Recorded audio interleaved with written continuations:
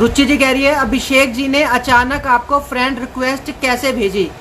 रुचि जी पता नहीं, कल मैंने देखा था मेरे उसमें फेसबुक में अभिषेक सिंघल जी की फ्रेंड रिक्वेस्ट आई हुई थी, तो मैंने वो एक्सेप्ट करी, तो हम दोनों फ़ैन उसमें बन गए हैं फेसबुक में।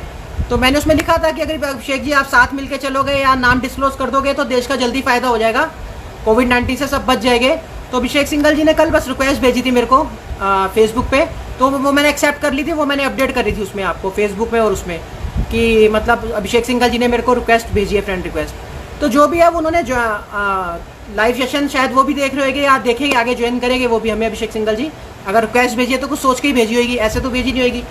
तो यही है, बाकी जो भी है हम बात करेंगे अभिषेक सिंघल जी के बारे में बात करेंगे। आज अर्पित सिंघल जी ने भी एक वीडियो बनाई है, उस बारे में भी बात करने वाले आज हम।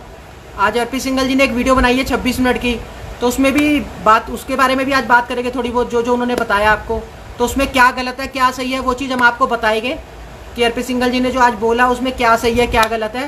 क्योंकि देखो मेरा वैसे किसी से कोई बैर नहीं है, कोई मेरी किसी से वो नहीं है दुश्मनी, लेकिन अगर आपको कोई गलत ज्ञान देगा, मतलब कल की अवतार बने चाहे वो सुप्रीम बने चाहे वो कुछ भी बने, अगर आपको कोई गलत ज्ञान देगा उससे रिलेटेड, तो मेरा फ़र्ज बनता है आप तक इस सच्चाई को मतलब बताना कि ऐसे नहीं, इसको ऐसे है और ये चीज़ ऐसे नहीं ऐसे है। तो मेरा ये फ़र्ज बनता है आप लोगों को बताना, तो वो चीज़ मैं आपको आज बताऊंगा और बात करेंगे आज इस बारे में। तो अमन जी हेलो, अमन जी कह रहे हाय supreme, hello hello Aman ji. कोई भी आप लोगों का क्वेश्चन हो तो आप पुटअप कर सकते हो, उसमें ये बॉक्स में लिख सकते हो आप, कमेंट बॉक्स में। बाकी धीरे धीरे अपने आप आते रहेंगे जैसे जैसे सबको टाइम मिलेगा। तो आपका कोई क्वेश्चन है तो आप लिखो।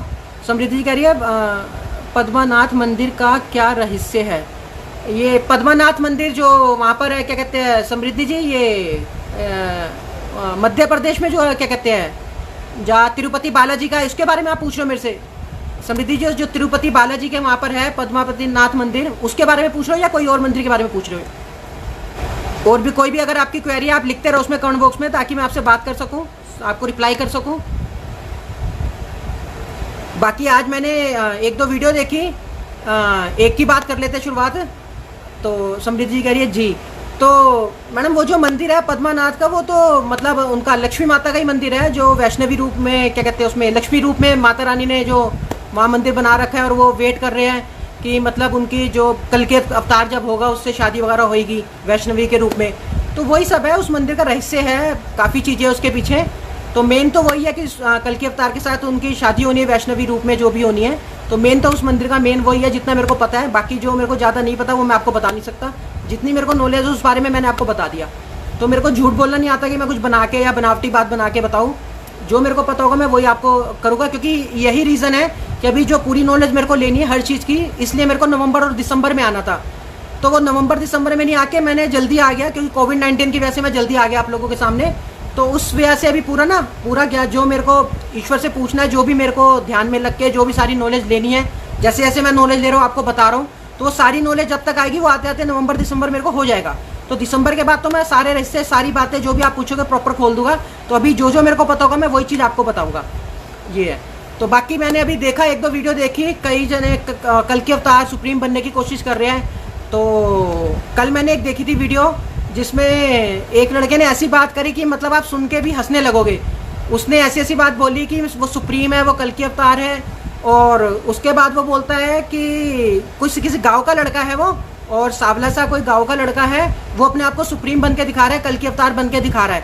तो उसके मतलब गुटके वुटके भी शायद वो खाता है, थोड़े दांत में भी थोड़ा उसके वो लगा हुआ है, गुटके का जो लग जाता है जो हम लोग खाते हैं गुटका।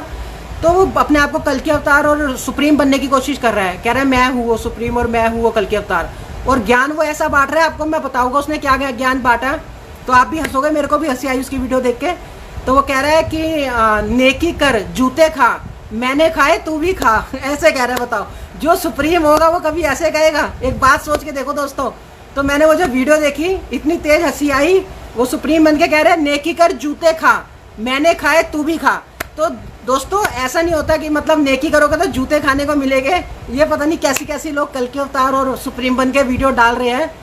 तो यही है, अलग अलग उल्टे सीधे ज्ञान दे रहे हैं लोग, पता नहीं क्या क्या सोच के अपने आप को कल के अवतार और वो बन रहे हैं कि नेकी कर जूते खा, मैंने खाए तू भी खा। नेकी करने से कभी जूते नहीं खाए जाते, उल्टा भगवान का आशीर्वाद मिलता है नेकी करने से। ये जूते खाने वाली तो बात मेरे को समझ ही नहीं आई, कैसे ये सुप्रीम बन के बोल रहे हैं लोग। ये है। हाँ ये है, अमन जी कह रहे हैं, अर्पित सिंगल रुचि जी कह रही है अर्पित जी अपने आप को कल की प्रूव कर रहे हैं। रुचि जी कह रही है अर्पित जी अपने आप को कल की प्रूव कर रहे हैं। क्यों आपको लगता है कि भगवान को खुद को प्रूव करना पड़ेगा? नहीं मैडम, प्रूव तो नहीं करना पड़ेगा, लेकिन जो ज्ञान है वो देना पड़ेगा, क्योंकि ज्ञान जब वो देंगे जो भी होएंगे। मैं तो अपने आप को भगवान मानता नहीं ना, किसी को कहता कि कोई किसी अपने आप को भगवान मानो। सबको अपने आप को एक अच्छा इंसान मानना चाहिए। भगवान की तुलना हम नहीं कर सकते। भगवान का जो दर्जा है वो बहुत ऊंचा है। उनकी जो सोच है इतनी साफ है, इतनी पवित्र है कि हम लोग उतना साफ नहीं सोच सकते। तो भगवान का दर्जा तो आपको किसी को भी नहीं मानना चाहिए। चाहे मैं हूँ, मैं तो खुद अपने आप को नहीं मानता, क्योंकि मैं भी मानूंगा तो वो पाप वाली बात है। तो मैं अपने आप को कभी पाप नहीं लगवाऊंगा। जो भी अपने आप को भगवान का दर्जा मानता है तो वो अपने आप को पाप लगवाने वाली बात कर रहा है। सिंपल सी बात है। तो ये है कि ऐसे भगवान नहीं मानना चाहिए अपने आप को, तो वो प्रूव करने में पड़े हुए हैं। वो ठीक है, उनका शौक है अर्पित जी का कि वो शुरू से इस काम को कर रहे हैं। 5 साल से ज़्यादा हो गए शायद उनको, 8 साल हो गए, 10 साल हो गए। वो आप देख लेना जब भी उन्होंने अपलोड करी थी। तो अगर वो कल के अवतार और सुप्रीम होते तो अब तक सामने आ जाते। इतना टाइम थोड़ी लगता, इतने 8-10 साल थोड़ी लगते अर्पित जी को। अगर वो कल की अवतार है अर्पित जी, या अपने आप को भगवान साबित करना चाहते हैं, और वो एक वीडियो भी बनाई थी किसी ने, संत कबीर जी ने, उन्होंने भी कहा था कि ये एक्टिंग कर रहे हैं, जीसस का अपने आप को पुत्र बताते हैं कि जीसस के वो पुत्र है। ऐसी एक वीडियो मैंने देखी थी, किसी ने बनाई थी, उनके साथ मेरी भी बना दी। उनको तो वो गलत बोल ही रहे, फिर मेरे को भी गलत बोलने लग गए। तो मैंने भी उनको फिर रिप्लाई करा कमेंट में, मैंने कहा एटलीस्ट आप पहले देख लो कि आप जिसके बारे में बोल रहे हो उसके बारे में पहले पूरा जान लो कि आप सही वीडियो बना भी रहे हो या नहीं बना रहे। तो अर्पित जी के बारे में वो बहुत गलत शब्द बोल रहा था कि पाखंडी है वो अर्पित जी, ये है वो है। उसके साथ साथ मेरे को भी उल्टा सीधा उन्होंने बोल दिया उस वीडियो में कि इन्होंने संत रविदास, वो संत रामपाल जी की वीडियो डाली, और ये गिटार लेके बैठे होते हैं क्या, कभी मुक्तिदाता गिटार लेके बैठे गए, ऐसी बातें लोग कर रहे हैं वीडियो बना के। तो दोस्तों ऐसा नहीं है। जो मैंने आपको बता दिया, मैंने जो ज्ञान लिया है, मैंने वो वेदों का और कुरान का और उसका ज्ञान नहीं लिया है, मैंने नॉर्मल ज्ञान लिया है। जो भी मैं ध्यान में लग के लेता हूँ वो मैंने वो ज्ञान लिया जिससे देश का फायदा हो, देश का भला हो और लोगों का भला हो सके। वो वाले सारे ज्ञान तो आपको यूट्यूब पे लाखों उसमें मिल जाएंगे। वो तो आप बुक भी निकालोगे, यूट्यूब में देखोगे, विकिपीडिया पे देखोगे, तो वो आप उसमें से लिख सकते हो और पढ़ सकते हो। तो वो चीज़ मैंने नहीं सीखी, ना मैंने किसी ये मीडिया से सीखी, ना उसमें। तो ये चीज़ों को मेरे को शौक नहीं है। मैंने जो ज्ञान देना है वो अपना खुद का देना है, जो भी आपको बताना है। तो मेरे चैनल पे आपको कोई भी ज्ञान मतलब ऐसा नहीं मिलेगा कि आपको वो कॉपी करके उसमें पढ़ के लिख के तब आपको बताया हो। तो आज भी अर्पित जी ने एक वीडियो डाली है, आगे मैं देख लेता हूँ। अर्पित सिंगल जी की, अमन जी कह रहे हैं अर्पित सिंगल जी की बुराई मत करिए, उन्होंने भी हमें काफ़ी ज्ञान दिया है। देखो अर्पित जी, मैं कभी भी किसी की बुराई नहीं करता। अमन जी कभी भी मैं किसी की बुराई नहीं करता। सिर्फ जो असत्य जो वो बोलेंगे उसका ज्ञात कराता हूँ ताकि आप लोगों को सत्य पता चल सके। मैं कभी भी किसी की बुराई नहीं करता, क्योंकि मुझे पता है किसी की बुराई करना भी पाप है भगवान के उसमें विधान में। तो कभी भी किसी की बुराई नहीं करता। अगर आपको कोई गलत ज्ञान दे रहा है तो एटलीस्ट जो मुझे फॉलो करता है, जो मेरी टीम में है, जो मुझे फॉलो करता है, तो मैं उस तक वो सच तो साबित लाऊंगा ना। अच्छा आज आपको बता देता हूँ अमन जी, एक एग्जाम्पल दे देता हूँ मैं अमन जी। अगर आपको ऐसा लग रहा है कि मैं उनकी बुराई कर रहा हूँ तो आज आपको एग्जाम्पल दे देता हूँ। आज ही अभी 4 घंटे पहले अर्पित जी ने एक वीडियो डाली है, 4 घंटे पहले, ज़्यादा टाइम नहीं हुआ। आप देखना अर्पित सिंगल जी के चैनल में जाके अमन जी कि 4 घंटे पहले उन्होंने एक वीडियो डाली है अपनी बना के। उसमें उन्होंने मुकुट पहन रखा है। तो नास्त्रदामस जी ने कहा था कि वो संत रविदास जी ने कहा था सॉरी कि छद्म वेश में वो उभरेगा। ये उन्होंने बात बोली थी संत रविदास जी ने। तो आज अर्पित सिंगल जी ने उस वीडियो में क्या बोला कि ये मैं मुकुट 8-10 साल से जो भी मैं पहन रहा हूँ, शुरू से ही पहन रहा हूँ, वो मैं इसलिए पहन रहा हूँ क्योंकि छद्म वेश जो है वो ये है। छद्म वेश मतलब वो जो कार्टून सा जो वो पहन रखा है अर्पित जी ने। मैं उनकी बुराई नहीं कर रहा, मैं आपके सामने सत्य ला रहा हूँ, क्योंकि सत्य लाना मेरा फर्ज बनता है। सुप्रीम का असली मतलब क्या है कि आपको ज्ञात करा सके कि कोई चीज़ अगर गलत बोल रहा है तो वो क्या बोल रहा है। तो अर्पित जी कह रहे हैं कि जो उन्होंने मुकुट पहन रखा है वो छद्म वेश वाला वो संत रविदास जी ने बताया था। तो ये नहीं है। छद्म वेश में जो उभरेगा का मतलब है कि वो जीते जी कई बार मरेगा, छद्म वेश में वो उभरेगा, यानी कि वो कई बार मर के भी जिंदा होगा। अमन जी मैं आपको बता रहा हूँ, आज की वीडियो है, आप देख लेना उनकी, अर्पित जी की। तो छद्म वेश में जो उभरेगा का मतलब है वो मतलब जीते जी कई बार मरेगा, छद्म वेश में वो उभरेगा, यानी कि वो जीते जी कई बार मरेगा और मरने के बाद भी भगवान के आशीर्वाद से, दैविक शक्तियों से उसको अगर कुछ कर नहीं पाएगा, वो दोबारा उस चीज से निकल जाएगा, उभर जाएगा। उभरेगा मतलब उभर जाएगा, उस मौत से भी उभर जाएगा। ये उसका मतलब है उस लाइन का कि जीते जी कई बार मरेगा, छद्म वेश में वो उभरेगा, यानी कि 6 बार वो मरते मरते उसमें से निकलेगा, उभरेगा। ये मतलब है संत रविदास जी का उसमें, जो उस लाइन में है। लेकिन आज अर्पित जी ने कह दिया कि जो मैं ये मुकुट पहन रहा हूँ छद्म वेश में, इसका मतलब यही है। तो ऐसा नहीं है। वो आपको अगर कोई चीज़ असत्य बताएंगे तो मेरा फर्ज बनता है अमन जी आपको बताना। किसी की बुराई करना मेरा कर्तव्य है, मेरा ऐसा बिल्कुल भी वो नहीं है, क्योंकि बुराई करना भी किसी का पाप होता है, मैंने आपको पहले ही बता रखा है। तो मैं बुराई नहीं करता, और सत्य को खोलना वो कभी पाप नहीं कहलाता भगवान की नज़र में। अगर आपको कोई गलत ज्ञान दे रहा है और उसको सत्य को आप खोल रहे हो तो भगवान की नज़र में वो गलत नहीं है। क्यों? क्योंकि आप उसको सही सदमार्ग और सही रास्ता दिखा रहे हो। तो अमन जी आपको आंसर मिल गया होगा शायद। मैं कभी किसी की बुराई नहीं करता, जो असत्य है उसको सत्य को साबित करने के लिए आपको सारी बातें बताता हूँ ताकि आप लोगों को पता चल सके। ये है। तो अमन जी कह रहे हैं स्वामी पद्मनाभ बरेली में है। स्वामी पद्मनाभ बरेली में है ये नहीं पता जी। ये पता है मेरे को कि वहाँ पर तिरुवंद्रम जो तिरुपति बालाजी मंदिर है उसके पास है लक्ष्मी माता का मंदिर, जिसे पद्मावती मंदिर कहते हैं। तो वो तो मैंने देखा हुआ है, उसके बारे में थोड़ा बहुत जो था मैंने बता दिया। बाकी जिस चीज़ का मेरे को नॉलेज नहीं है वो चीज़ मैं नहीं बताता, क्योंकि मेरे को झूठ बोलना नहीं आता। ये है। तो अर्पित सिंघल जी की बुराई मत करिए, ये रुचि जी रिप्लाई कर रही है अमन को। रुचि जी ने रिप्लाई करा अमन जी को कि अर्पित सिंघल जी की बुराई मत करिए। अच्छा, वो बुराई नहीं है, बुराई मत करो, किसी की भी बुराई नहीं करनी चाहिए। तो जो सत्य है वो उसका ज्ञात होना चाहिए, बुराई नहीं करनी चाहिए। तो रुचि जी कह रही है ज्ञान देना अलग है और खुद को भगवान बोलना गलत है। हाँ बिल्कुल सही बात है रुचि जी, ज्ञान देना अच्छी बात है, ज्ञान आप लोग दो, मैं मना नहीं कर रहा, ज्ञान आप लोग दो, ज्ञान देना बहुत अच्छी बात है। तो ज्ञान तो बांटने से ही बढ़ता है, ज्ञान तो अपार है, इतना ज्ञान है कि वो खत्म नहीं हो सकता। तो ज्ञान आप लोग दो वो तो अच्छी बात है, लेकिन खुद को भगवान बोलना ये बहुत बड़ा पाप है, बहुत बड़ा गलत है। भगवान आप लोग अपने आप को ऐसे नहीं बोल सकते, उसके लिए आपको सोच अच्छी चाहिए होती है, और ऐसी सोच चाहिए होती है कि हर किसी का भला सोचा जाए, किसी के बारे में गलत विचार आपके मन में ना आए। आपको बता देता हूँ भगवानों की सोच और अपनी सोच के बारे में। आज मैं आपको बता देता हूँ, एक गाने के थ्रू ही बता देता हूँ। चलो एक गाने के थ्रू आपको बता देता हूँ, भगवान की भेंट के थ्रू। आपने सुना होगा सतयुग में जब पार्वती मैया ने सीता माता का भेष बदलकर वो श्री राम जी के सामने गई थी, प्रकट हुई थी सीता माता का रूप लेके। तो उन्होंने क्या बताया था, सीता माता जब बन के आई थी पार्वती मैया, तो उन्होंने कहा था कि मैं चेक करती हूँ कि श्री राम जी मतलब मेरे को पहचान पाते या नहीं पहचान पाते, या क्या बोलते हैं किसी मतलब देख के। तो फिर उसके बाद क्या होता है, श्री राम जी उनको पहचान लेते हैं कि ये तो पार्वती मैया है। तो आपने वो गाना सुना होगा कि पार्वती जब सीता बन के जय श्री राम के सम्मुख आई, ये चीज़ आपने सुनी होगी। तब श्री राम ने माता कह के महादेव जी की महिमा सुनाई। ये गाना आपने सुना होगा, सत्य ईश्वर सत्य शिव, ये चीज़, ये वाला सॉन्ग आपने सुना होगा शायद। तो इस गाने का ये मतलब है कि जब पार्वती मैया सतयुग में जब सीता माता बन के गई थी ना, तो श्री राम जी ने कोई गलत बात नहीं करी थी उनसे। उन्होंने देखा कि ये तो पार्वती मैया है, तो उन्होंने क्या करा था, उन्होंने बुराई नहीं करी थी, उन्होंने अच्छा ज्ञान दिया था। और सीता माता को पार्वती मैया को महादेव जी की महिमा गा के सुनाई थी। वो महिमा क्यों गा के सुनाई थी कि वो ही सतयुग था। वैसी सोच चाहिए हम लोगों को।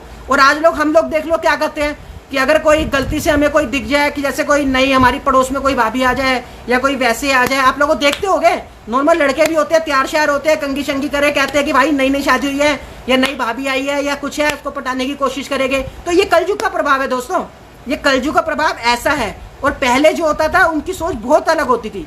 तो सिर्फ सोच का डिफरेंस है कि पहले के लोग भगवान थे, वो भगवानों की सोच रखते थे। आज के कलयुग में हम लोग ऐसी सोच नहीं रखते।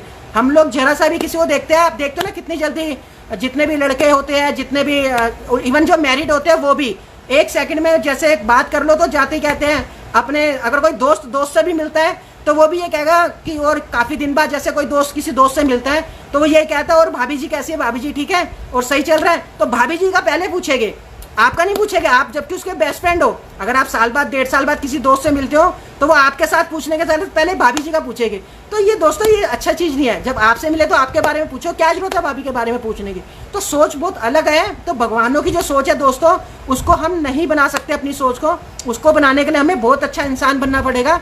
तो इस गाने के माध्यम से आपको ये लोग सिखा चुके हैं पहले ही, लेकिन सिर्फ फ़र्क होता है आपके समझने के ऊपर कि आप उस गानों को भी कैसे समझ रहे हो। तो काफ़ी सारे लाइक आ रहे हैं, काफ़ी सारे लाइक आ रहे हैं और हार्ट्स आ रहे हैं। तो अच्छा लग रहा है कि मेरा कि आपको अच्छा लगा जो मैंने बताया। तो दोस्तों ये है सतयुग का प्रभाव और कलयुग का प्रभाव। कलयुग में हम लोग ऐसे नहीं बन सकते, भगवान की तुलना हम अपने आप से नहीं कर सकते। तो भगवान की तुलना करने के लिए पहले भगवान की तरह बनो। जब आप भगवान की तरह सारे बन जाओगे तब आप भगवान की तरह काम कर सकते हो। तो ऐसे नहीं है कि आप लोग अपने आप को भगवान कह दो। मेरे को इवन वैष्णवी जी ने कहा कि आप ही वो अवतार हो जो 2-4-6 महीने बाद आपको खुद पता चलेगा, जो मुझे पहले पता चल चुका है। मैंने कहा देख, अगर मेरे को पता भी चल गया ना कि मैं अगर वो हूँ भी अवतार तो मैं तब भी अपने आप को मानूंगा नहीं, मैं तब भी अपने आप को अवतार नहीं मानूंगा, मैं तब भी एक अच्छा इंसान मानूंगा जो देश का भला कर सके और देश के काम आ सके। तो दोस्तों सोच सोच का फ़र्क है। ये जो भगवान की बेटे बनी है, गाने बनी है, इसका बहुत महत्व होता है, बहुत महत्व होता है। आपने इवन एक सोनू निगम जी की भी बैल वो सुना होगा सॉन्ग जो भगवान का है कि छुपा छुपी खेलती भवानी माँ सच्चे दरबारों में। आपने ये भी सुना होगा शायद कि छुपा छुपी खेलती भवानी माँ सच्चे दरबारों में। तो सोनू निगम जी ने जो ये भेंट गाई है, जो सच्चे दरबारों में खेलने का मतलब है कि सच्चे दरबारों मतलब आपके मन का दरबार जो है, आपके जो दिल का मन का दरबार है वो सच्चा पवित्र होना चाहिए। सच्चे दरबारों का मतलब ये नहीं कि आप सोचो कि पहाड़ों में जो मंदिर बना है भगवान का वो सच्चा दरबार है, पहाड़ जो जहाँ पर मंदिर बना हुआ है, वैष्णो देवी मंदिर जहाँ बना हुआ है, तो इसका मतलब वो नहीं है। उस गाने का मतलब महत्व ये है कि छुपा छुपी खेलती भवानी माँ सच्चे दरबारों में, यानी कि आपके मन में, सच्चे मन में भगवान खेलते हैं। तो आपका मन अगर पवित्र होगा, आपका मन साफ होगा, तो भगवान आपके मन में खेलेंगे, आपको सब कुछ बताएंगे कि कैसे क्या करना है, कैसे जीवन को चलाना है, कैसे नहीं। तो इसलिए भगवान की तुलना अपने आप से कभी कोई भी ना करे, ये बहुत बड़ा पाप है। अगर आप लोग कोई भी कल की अवतार बन के एक्टिंग कर रहे हो और अपने आप को भगवान साबित कर रहे हो या जीसस जी को साबित कर रहे हो या अपने आप को ख्वाजा जी, नबी जी साबित करने की कोशिश कर रहे हो, तो ये गलत है। ये भगवान के उसमें नहीं लिखा विधान में।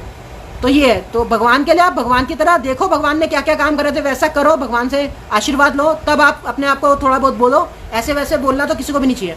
ये है।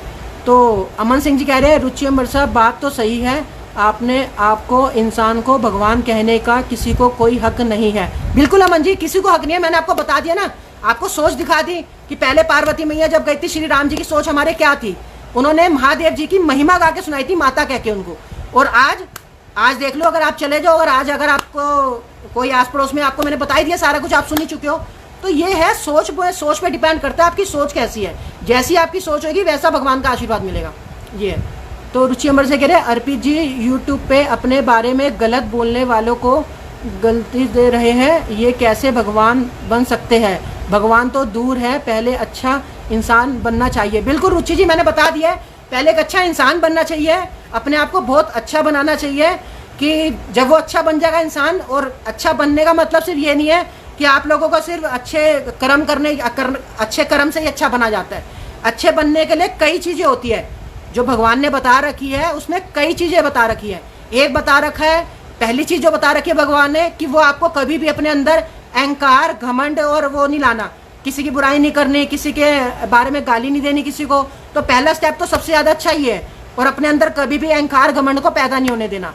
जो दूसरा है वो ये है कि आपको अपना और अपनी फैमिली का पूरा वैसे पालन पोषण करना है, पूरा धर्म निभाना है जो भगवान ने बनाया है। अपनी फैमिली को भी आपने पूजना है। आपको बताता हूँ मैं कि अगर आपके माँ बाप है, वही सबसे बड़े भगवान होते हैं। जो घर के माँ बाप होते हैं वही भगवान होते हैं। अब मैं आपको बताता हूँ कि भगवान ने एक फॉर्मूला दे रखा है हम लोगों को। भगवान ने एक फॉर्मूला दे रखा है 49/51 का, 49/51 का। अब आप लोग कहोगे कि ये सुप्रीम हमें क्या बता रहा है कि 49/51 ये क्या है? 49/51 का मतलब है कि पहले आपको 49 सीढ़ी चलनी पड़ती है। अगर आपको भगवान को मिलना है, माता रानी का आशीर्वाद लेना है, तो पहले आपको 49 सीढ़ी पार करनी पड़ती है। भगवान ने 100 सीढ़ी बना रखी है। जो ये 7 सीढ़ी बनी है ना, एक बार आपको वो बता रहे थे, क्या नाम है, अभिषेक सिंघल जी, कि 7 सीढ़ी का भी रहस्य है। 100 तक के नंबर क्यों होते हैं उसमें, 99 में इतना लंबा 7 क्यों होता है, आपको अभिषेक सिंघल जी बता रहे थे। तो 100 सीढ़ियाँ है ये भगवान की, जो भगवान ने सीढ़ी बना रखी है, इसलिए उसमें 7 के साथ सीढ़ी होती है। तो सीढ़ी जो बना रखी है वो क्या है कि आपको पहले 49 सीढ़ियाँ पार करनी है, जो आपके घर के माँ बाप हैं। आपको अपने घर के माँ बाप से ही आशीर्वाद लेना है, उनके पैर छू के उनसे आशीर्वाद लेना है और उस 49 सीढ़ी को पार करना है। तब आप 50वीं सीढ़ी से भगवान से स्टार्टिंग होती है आपकी। अगर आप अपने माँ बाप को नहीं पूछ रहे, उनको वृद्ध आश्रम छोड़ के आ रहे हो, 2 वक्त की उनको रोटी नहीं पूछ रहे, उनके साथ कभी बैठ के खाना नहीं खा रहे और हर चीज़ अपनी वाइफ की तरफ ही ध्यान दे रहे हो, तो ये गलत है। तो भगवान कहते हैं पहले माँ बाप जो है, तूने हमें भगवान माना, हमें माँ बाप की तरह माना, यानी कि तो तू पहले अपने जो घर पे माँ बाप दे रखे हैं, हम वो भी उसी रूप में है तेरे पास है, तो पहले तो अपने माँ बाप को तो खुश कर, फिर भगवान ऑटोमेटिकली खुश होएगी। तो दोस्तों बड़ी चीज़ें सीखनी पड़ेगी अभी आपको, जो धीरे धीरे मैं ज्ञान दूंगा, आपको बताऊंगा। तो ये सब ज्ञान जितना भी मैं दे रहा हूँ आप ढूंढ सकते हो, आपको कहीं भी नहीं मिलेगा, ना यूट्यूब पे मिलेगा ना गूगल पे मिलेगा। तो सबसे पहले आपको अपने माँ बाप को सबसे ज़्यादा पूछ के चलना है। कभी कभी माँ बाप के साथ बैठ के खाना भी खाओ, ये नहीं कि हमेशा बीबी के साथ या अलग सेपरेट खाओ। उनसे पूछा करो, उनको बताया करो कि मम्मी मैंने खाना खा लिया, मेरा पेट एकदम फुल हो गया। क्योंकि जब आप अपनी माँ को बताते हो ना कि आपका पेट फुल हो गया है, तब आपकी मम्मी का पेट भरता है, उससे पहले आपकी मम्मी का पेट नहीं भरता। ये है। तो आप जब अपनी माँ को खाते हो तो बता दिया करो कि मम्मी मैंने पेट भर खाना खा लिया, आज तो खाना बड़ा स्वाद बना था। चाहे ना बनाओ फिर भी बोल दिया करो कि खाना बड़ा स्वाद बना था। उससे आपकी मम्मी खुश होएगी और मम्मी के खुश होने से ईश्वर खुश होगा, माता रानी खुश होएगी। ये है। तो अपनी माँ बाप को भी खुश रखा करो। पहले तो उनचा सीढ़ी वो पार करनी पड़ती है। कहना बहुत आसान है कि हमें भगवान नहीं मिलते, कहना बहुत आसान है कि हमें भगवान नहीं मिलते, लेकिन भगवान को ढूंढना और पाना बहुत मुश्किल काम है। उसके लिए आपको भगवान की तरह अच्छा बनना पड़ता है, अच्छा इंसान बनना पड़ता है, और हर सोच से आपको अच्छा बनना पड़ता है। सिर्फ एक सोच नहीं होती, बहुत सोच होती है। हर तरफ आपको अपनी अच्छी सोच रखनी पड़ेगी। ये है। तो अमन सिंह जी कह रहे हैं अर्पित जी की यह गलत बात है। अमन जी गलत बात है जो मैंने बता दिया। आज उन्होंने जो मुकुट का बोला छद्म ये है 4 घंटे पहले, वो मैंने आपको बता दिया। क्योंकि जो गलत है उसको आप सत्य बताओ, जो सत्य है वो तो समझ आएगा, लेकिन गलत को गलत, ऐसे लोगों को गलत ज्ञान मत बांटो। जो सत्य है वो बताओ लोगों को, वो तो समझ आएगा। ये है। तो नवदीप कुमार जी कह रहे हैं hello sir, I am sorry I get late. कोई बात नहीं नवदीप जी, आप लेट हो गए आने में, कोई बात नहीं।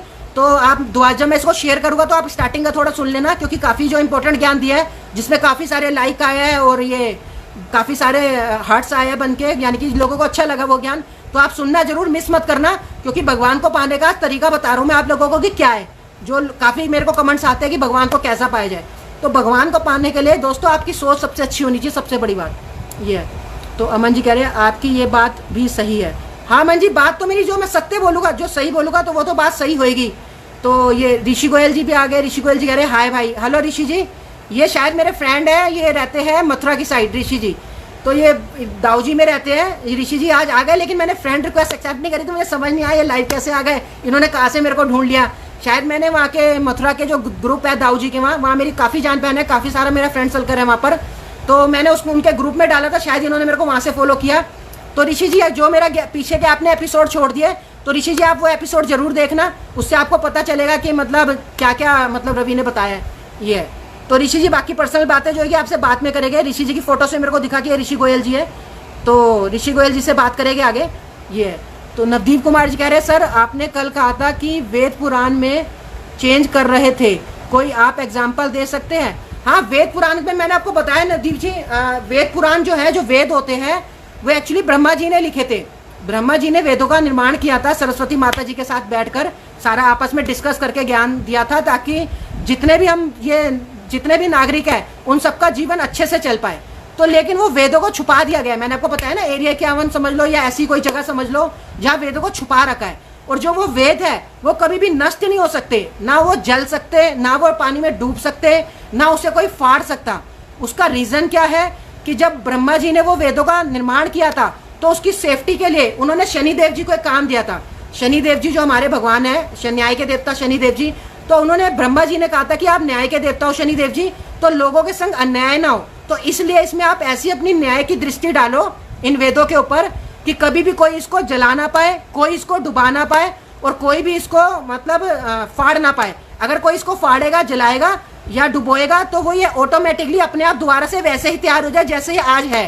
तो ये ब्रह्मा जी ने शनिदेव जी को बताई थी ये बात। तो शनिदेव जी ने अपनी दूरदृष्टि से, जो आंखों की जो उनकी दृष्टि होती है, जो इस पूरे जितने भी नागरिक है सब पे रहती है, कि उनके अच्छे कर्मों पे भी और उनके बुरे वो कर्मों पे भी, तो जो भी वो दृष्टि होती है, तो उन्होंने वो ऐसी दृष्टि डाली थी कि उस वेदों को, जो सच्चे वेद है, जो असली किताबें थी वेदों की, जो ब्रह्मा जी ने बनाई थी, वो कहीं भी छुपा लो, वो लेकिन फाड़ नहीं सकते आप लोग, छुपा नहीं सकते। वो छुपा सकते यानी कि जला नहीं सकते, डुबा नहीं सकते, उसको फाड़ नहीं सकते। अगर आप वो फाड़ोगे, जलाओगे तो ऑटोमेटिकली दोबारा अपने आप तैयार हो जाएंगे और दोबारा वो जुड़ जाएगी।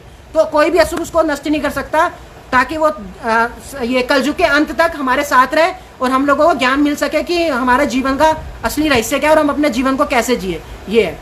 तो आपको समझ आ गया होगा नवदीप जी जो मैंने बताया आपको। ये तो केशव जी कह रहे हैं hello sir. Hello Keshav Goyal ji, आप भी आ गए।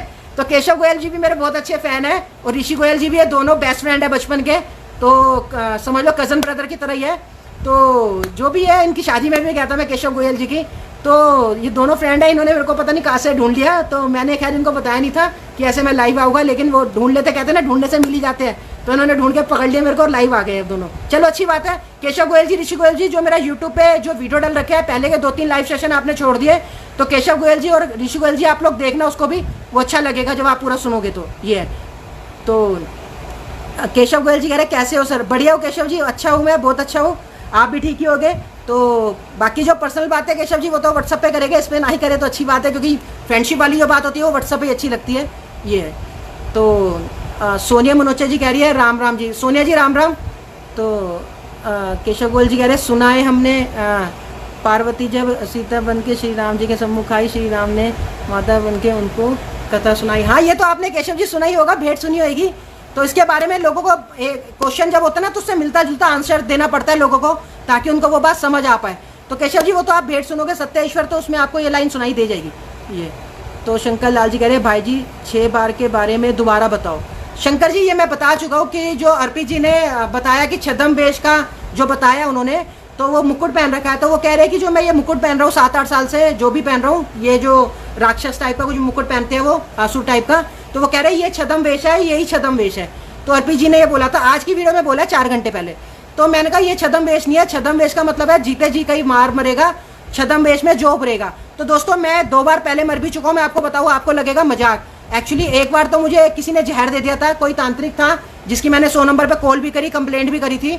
तो उसके बाद मैंने मैक्स हॉस्पिटल से इलाज भी करवाया, तो उसने मेरे को जहर दे दिया था कि मतलब ये मर जाए, इसके बाद ये हमारा फ्यूचर में हमारी पोल ना खोल पाए सबकी। तो उससे तो मैं बच के निकल गया था, मैंने ईश्वर के आशीर्वाद से वो दवाई खाई, उससे मैं बच के निकल गया था।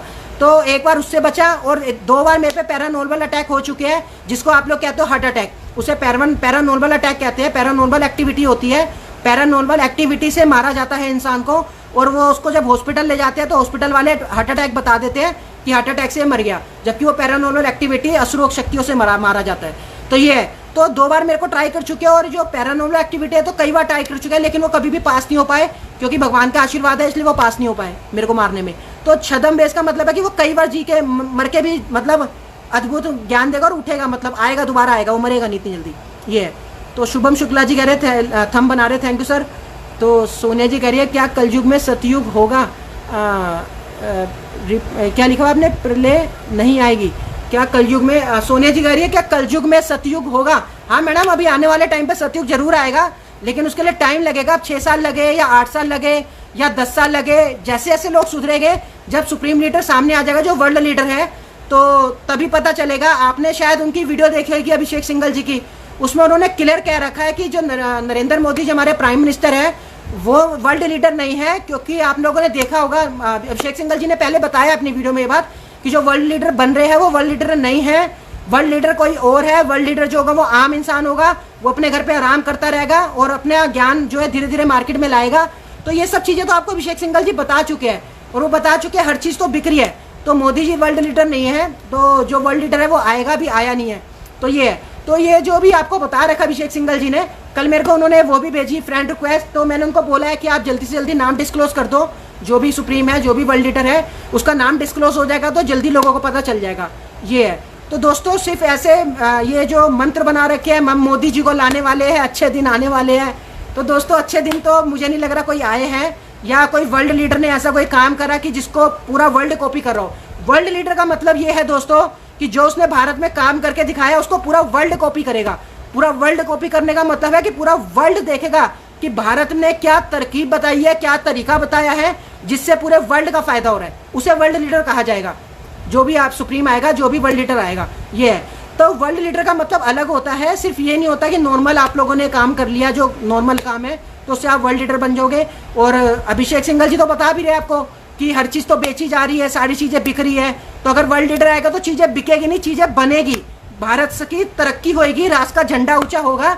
तो जब सुप्रीम आएगा, लीडर आएगा, तो वो कभी भी देश के झंडे को मतलब बिकाएगा नहीं। बेचने का मतलब है राष्ट्र का झंडा नीचे की तरफ जा रहा है, और बनाने का मतलब है कि राष्ट्र का झंडा ऊंचा उठ रहा है।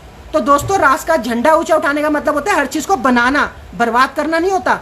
तो वर्ल्ड लीडर कभी भी बर्बाद नहीं करेगा, वो हमेशा बनाने की सोचेगा। ये है। तो सुप्रीम वो सब कुछ बता चुके हैं आपको यार, आप लोग देखोगे तो अभिषेक सिंघल जी काफी वीडियो में आपको मोदी जी के बारे में बता चुके हैं। तो मैं तो खुद कहता हूँ कि देखो, अगर आपको वर्ल्ड लीडर बनना है, मैं मोदी जी की इज्जत करता हूँ, मैं मोदी जी को अच्छा लीडर भी मानता हूँ, लेकिन अगर आपको वर्ल्ड लीडर बनने का मतलब शौक है तो आप बनो, अच्छी बात है, वर्ल्ड लीडर आप बनो। एटलीस्ट जो एक एडवाइजर है अच्छा वो ले लो, ताकि राष्ट्र का झंडा ऊंचा हो सके, हमारे भारत की जय जयकार हो सके, हमारा राष्ट्र का झंडा ऊंचा हो सके। तो एक एडवाइजर की आपको जरूरत है। मोदी जी आप दिल के बहुत अच्छे हो, लेकिन आपको एक अच्छी एडवाइजिंग की जरूरत है, जो आपके पास नहीं है, जो इस पूरे वर्ल्ड के पास नहीं है। आपके पास क्या, इस पूरे वर्ल्ड के पास नहीं है। तो जिस दिन वो एडवाइजर आपको मिल जाएगा ऑटोमेटिकली भारत नंबर 1 पे आ जाएगा और बहुत अच्छी अच्छी चीज़ें भारत के संग होने लगेगी, तो आपको वो चीज़ समझ आएगी। ये है तो कलयुग में सतयुग आएगा। सोने जी आपके क्वेश्चन का मैंने आंसर दे दिया है।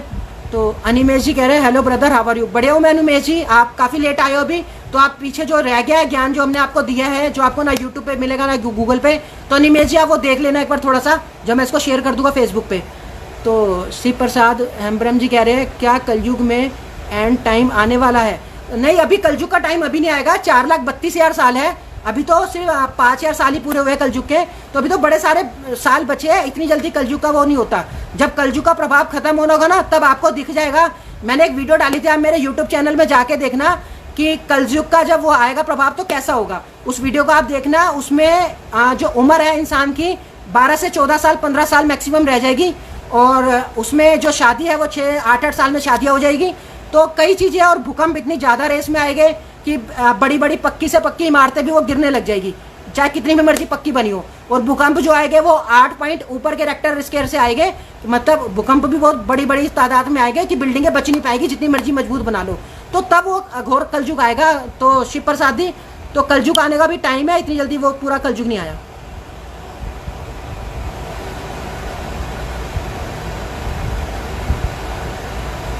ये तो कैमरे में मेरी फोटो ये, तो आपको बता दिया मैंने कलयुग का क्या कहते हैं। शिव प्रसाद जी। अब नदी जी कह रहे हैं सर अभिषेक जी कहते हैं सभी सीक्रेट्स है जैसे लूडो में, और भी प्लीज़ क्या है आप उनको डिकोड कर सकते हैं सर। सर बता तो दिया मैंने नवदीप जी, जो सांप सीढ़ी का रहस्य है वो मैंने आपको बता दिया कि 100 सीढ़ियाँ क्यों होती है। 100 सीढ़ियाँ पार करनी होती है भगवान के हिसाब से, तब आप ईश्वर को पाप सकते हो। और 49 सीढ़ियाँ आपके घर की फैमिली होती है, जो आप पहले अपने माँ बाप को मनाओगे, माँ बाप को, अपनी फैमिली को, आप अपनी घर की वाइफ को खुश रखोगे, तो वही आपके लिए लक्ष्मी रूप होगी, क्योंकि घर की वाइफ को ही लक्ष्मी रूप कहा जाता है। तो भगवान लक्ष्मी का रूप उसी में ही होता है। तो आप लोग करोगे, अच्छे काम करोगे, तो अपनी वाइफ को खुश रखोगे, फालतू इधर उधर ध्यान नहीं दोगे, तो सब चीज़, बहुत सारी सीढ़ियाँ होती है, वो धीरे धीरे आप चढ़ोगे तो भगवान आपको जरूर मिलेंगे। ये है। तो सीक्रेट जो भी है, सीक्रेट तो मेरे पे लाखों है नवदीप जी, जो भी सीक्रेट्स है इस पूरे वर्ल्ड के, पूरे संसार के, मेरे पे लाखों सीक्रेट्स है जो पूरे आपको कहीं भी नहीं मिलेंगे। आप जितना मर्जी ढूंढ लेना, कितना मर्जी आप किसी भी सोशल साइट पे, किसी भी न्यूज़ मीडिया पे, किसी भी गूगल यूट्यूब पे, कहीं भी आप ढूंढ लेना, आपको नहीं मिलेगा जो मैं ज्ञान दूंगा। क्योंकि सुप्रीम का जो ज्ञान होगा वो अलग होगा, वो आपने कभी सुना नहीं होगा। जो पढ़ के सुना सुनाया ज्ञान आपको बताएगा वो कभी सुप्रीम नहीं होगा। जो पढ़ा हुआ ज्ञान बताएगा ना आपको कि वहाँ वेदों में ये लिखा है, कुरान में साहब में ये लिखा है, जीसस जी ने उसमें ये लिखा था, तो जो भी वो लिखा हुआ है बाइबल्स वगैरह में, इन सब का जो ज्ञान देगा वो ओरिजिनल सुप्रीम नहीं होगा। तो पढ़ के आपको अपनी बात को रख रहा है। ये जो ओरिजिनल सुप्रीम होगा उसका ज्ञान अलग ही होगा। ये तो शुभम शुक्ला जी कह रहे हैं क्या कलयुग खत्म होने वाला है। हाँ शुभम जी, 5,000 साल हो गए, अब कलयुग धीरे धीरे खत्म होगा, सतयुग की स्थापना होगी। सतयुग की स्थापना होने के लिए सुप्रीम आपके सामने आया है, और जैसे सुप्रीम सामने आ जाएगा तो फिर सतयुग की स्थापना अपने आप स्टार्टिंग हो जाएगी आने वाले टाइम पे। ये है। तो उसमें टाइम लगेगा, मैंने आपको बता दिया पहले भी, 6, 8, 10 साल लगेगा जब भी सुप्रीम सामने आ जाएगा। जब तक सुप्रीम सामने नहीं आएगा, कोरोना वायरस खत्म नहीं होगा तब तक, जब तक सुप्रीम सामने नहीं आएगा ये बाढ़ आनी खत्म नहीं होगी, जब तक सुप्रीम सामने नहीं आएगा ये भूकंप आने खत्म नहीं होंगे, जब तक सुप्रीम सामने नहीं आएगा ये बिजली गिरनी बंद नहीं होगी, जब तक सुप्रीम सामने नहीं आएगा ये जो बड़े बड़े क्रैश हो रहे हैं, प्लेन एक्सीडेंट हो रहे हैं, फायर हो रही है, आग लग रही है, ये सारी चीज बंद नहीं होगी। क्योंकि सुप्रीम का मतलब है ईश्वर का आशीर्वाद, और सत्य को नकारा जा रहा है। हमारा देश सत्य को नकार रहा है, हमारी भारत सरकार जो है वो सत्य को नकार रही है, वो वर्ल्ड लीडर को सामने नहीं ला रही। जो वर्ल्ड लीडर है, जो पूरे वर्ल्ड को हिला सकता है अपने काम से, तो वो चीज़ है वो सामने नहीं ला रहे। जो वर्ल्ड लीडर कर रहा है उसको न्यूज़ में कुछ और बना के आप लोगों को दिखा रहे हैं। तो जब तक सामने नहीं आएगा तब तक ये चीज़ें चलती रहेगी। आप लोग देख लो, बॉम्बे भी आज पानी से डूबा हुआ है, और कर्नाटका भी, केरल भी डूबा पड़ा है, और राजस्थान भी डूबा पड़ा है, और आप देख लो बिहार वगैरह सब डूबा पड़ा है, पानी में बाढ़ों से डूब पड़े, सारे सबके घर डूबे पड़े हैं। तो ये प्रलय होती है दोस्तों। ये जब तुम भगवान की बात को नकारोगे, भगवान की बात को नहीं मानोगे, तो प्रकृति अपना बदला लेती है। फिर प्रकृति कहती है ये गलत है, ये है। तो सुप्रीम लीडर को लाना सामने बहुत जरूरी है, नहीं तो ये कुछ भी सही नहीं होगा, ना कोविड-19 सही होगा, ना ये सब चीज़ें सही होगी। ये तो अमन जी कह रहे विधि का विधान क्या होता है। सर अमन जी, विधि का विधान वो होता है जिसमें भगवानों ने किसी अपनी सुपर पावर से बात को बोल दिया, तो वो समझ लो विधि का विधान बन गया। ये विधि का विधान होता है अमन जी। जैसे भगवान ने कुछ बोला कि जो अच्छे सत्कर्म करेगा, जो अच्छे सत्कर्म करेगा तो उसको उसका फल अवश्य मिलेगा, अच्छे कर्मों का फल भी अवश्य मिलेगा। तो ये विधि का विधान ये होता है जो भगवान ने बोल दिया आपको, वो विधि का विधान होगा, वो विधि के विधान में लिखा जाएगा। कि ऐसा होगा मतलब वो होगा, वो बात कटेगी नहीं कभी भी। उसको जब तक ये पृथ्वी लोक है, जब तक ये खत्म नहीं हो जाता पृथ्वी लोक, तब तक वो बात चलती रहेगी। भगवान की वो बात हमेशा चलेगी, वो कभी कोई नहीं काट सकता, कोई सुपर पावर नहीं काट सकती उसको। ये है तो विधि का विधान ये है, जो भगवानों ने आशीर्वाद बना रखे हैं, जो नीति नियम बना रखे हैं आप लोगों के फायदे के लिए, उसको विधि का विधान कहा जाता है। ये तो सोनिया जी कह रही है अर्पित अपने फेस पे अजीब सा मास्क लगाते हैं। हाँ मैडम, वो मास्क लगा के क्यों आते हैं मुझे समझ नहीं आता है, तो मैंने भी पूछना था। तो सोनिया जी वो फेस में मास्क लगाते हैं, उससे फेस नहीं दिखता उनका, वो 8-7 कह रहे हैं, मैं तो शुरू से लगा रहा हूँ। और यही मास्क जो दो है, यही छद्म वेश है मेरा, जो नासिर उन्होंने संत रविदास जी ने बताया था। तो ये छद्म वेश नहीं है। छद्म वेश का मतलब है जीते जी कई बार मरेगा, छद्म वेश में वो भरेगा। तो 2 बार मेरे को, एक बार तांत्रिक मार चुके हैं और एक बार पैरानॉर्मल एक्टिविटी मुझे मार चुकी है, लेकिन मैं फिर भी नहीं मरा। भगवान का आशीर्वाद था कि मैं दोबारा जिंदा हो गया। ये है तो, लेकिन उसका मैं आपको खुल के बाद में बताऊंगा, उसकी बहुत लंबी स्टोरी है, अगर बताऊंगा तो बहुत लंबा सेशन चला जाएगा। तो ऋषि गोयल जी कह रहे हैं भाई रिप्लाई तो करो, कैसे हो? हाँ ऋषि भाई जी बहुत अच्छा हूँ, ठीक हूँ, अच्छा हूँ, चल रहा है, टाइम पास हो रहा है। अभी काम वगैरह तो वो जो करते थे हम लोगों ने बंद कर रखा है, वो हम पर्सनल व्हाट्सएप पे बात करेंगे उस बारे में। ये तो पब्लिक ग्रुप है जिसमें हम बात कर रहे हैं आपसे, तो नॉर्मल आप बात करो, जो भी आप पूछोगे ऋषि जी आपको बताएंगे। और जो दाऊ जी है वो किशन जी के वो थे। तो मैं ऋषि जी आपको बताना चाहता हूँ कि इस समय जो पूरा यूट्यूब पे, पूरा सोशल मीडिया पे कल्कि अवतार के बारे में बहुत चल रहा है कि कल्कि अवतार जी प्रकट होएंगे, प्रसन्न होएंगे, प्रकट होएंगे। तो ये है कि बहुत सारे लोग बन रहे हैं। तो मेरे को जो भगवान का आशीर्वाद मिला, मुझे जो शक्तियाँ मिली भगवान से आशीर्वाद से, वो मैंने यूट्यूब पे सारी अपडेट कर रखी है। आप मेरी और गुरु माँ की बातें पढ़ना ऋषि जी, तो उसमें मैंने सारी शक्तियाँ बता रखी, भगवान ने मुझे क्या क्या शक्तियाँ दी, क्या क्या आशीर्वाद दिया। तो वो धीरे धीरे सब पता चलेगा। अभी मेरे को दिसंबर में आना था, मैं जल्दी आ गया कोविड-19 की वजह से, क्योंकि कोविड-19 की दवाई सिर्फ ये रवि भाई बनाएगा, यानी कि सुप्रीम ही बनाएगा, मैं ही बनाऊंगा। मेरे अलावा कोई इस पूरे वर्ल्ड में इसकी दवाई बना नहीं सकता। जितनी मर्जी कोई ट्रायल कर ले, जितनी मर्जी कोई कोशिश कर ले। ये तो नवदीप कुमार जी कह रहे हैं सर आपने भी काफ़ी फॉर्मूले बता रखे हैं 1+1 प्लीज़ डेकोड सर। हाँ नवदीप जी, मैंने फॉर्मूले बताए थे, उसमें 12 फॉर्मूले बताए थे, 1+1 = 11 और एक MRI का। तो और उसके साथ और भी मैंने फॉर्मूले उसमें बताए थे। तो नवदीप जी जो वो फॉर्मूले हैं वो मैं आने वाले टाइम पे डिस्क्लोज करूँगा, अभी नहीं करूँगा। अगर मैंने आपको बताया है तो नॉर्मल सी बात है, वो डिस्क्लोज भी जरूर करूँगा। तो मैं डिस्क्लोज तब करूँगा जब गवर्नमेंट का, जो भी नेताजी ने आना था, जो अभिषेक सिंघल जी ने बताया कि नेताजी जाएंगे उस सुप्रीम लीडर के पास, तो जब वो आ जाएंगे तब हम आपको सारा कुछ बताएंगे। और अब वैसे भी जल्दी आ जाएंगे, कोशिश हम करेंगे जल्दी आ जाए। और बाकी अब जो हम काम कर रहे हैं, जो हम भगवान से ध्यान में लग के पूछ रहे हैं, वो हम ये पूछ रहे हैं कि ये जो सर्जिकल स्ट्राइक हुई थी इसके पीछे का कारण क्या था, और ये जो पुलवामा केस हुआ था इसका कारण क्या था, और ईवीएम मशीन का कारण क्या है, जो ईवीएम मशीन से वोट हो रहे हैं वो क्या है। तो इन 3 चीज़ों के बारे में हम ध्यान में लग रहे हैं, भगवान से पूछ रहे हैं। जो भी मेरे अर्धचंद्र है, मैंने आपको बताया था ना 500 साल पहले जो नोस्ट्राडामस जी ने कहा था कि वो अपने अर्धचंद्र से बहुत सारे काम करेगा। तो वो अर्धचंद्र जो अंदर है उससे मैं सूरज को 15 मिनट देख सकता हूँ, जलते हुए सूरज को, जो 45 डिग्री से भी ऊपर हो। और आप लोग 5 से 10 सेकंड भी नहीं देख सकते, मैं 15 मिनट तक देख सकता हूँ सामने खड़ा होके। तो वो अर्धचंद्र की उसकी छाया आ जाती है, वो अर्धचंद्र है। तो अगर कोई भी आपको कल्कि रूप बन के दिखाए और ऐसे करके आपको अर्धचंद्र वगैरह दिखाए, तो उन सबकी फेक बातों पे मत जाना। जो अर्धचंद्र है उसका मैंने रहस्य आपको बता दिया है। ये तो नवदीप जी जो फॉर्मूले वो जब सामने आ जाएगा तो मैं आप जरूर डिस्क्लोज करूँगा, पूरे भारत के लिए डिस्क्लोज करूँगा, सारे सुनेंगे, न्यूज़ मीडिया पे आऊँगा तो आप भी देखना। ये है तो ऋषि जी कह रहे भाई कलयुग कब तक चलेगा? कलयुग तो सर अब ऋषि जी और 2 चाहिए, अब खत्म होने वाला है, अब लोग अच्छे होने वाले हैं।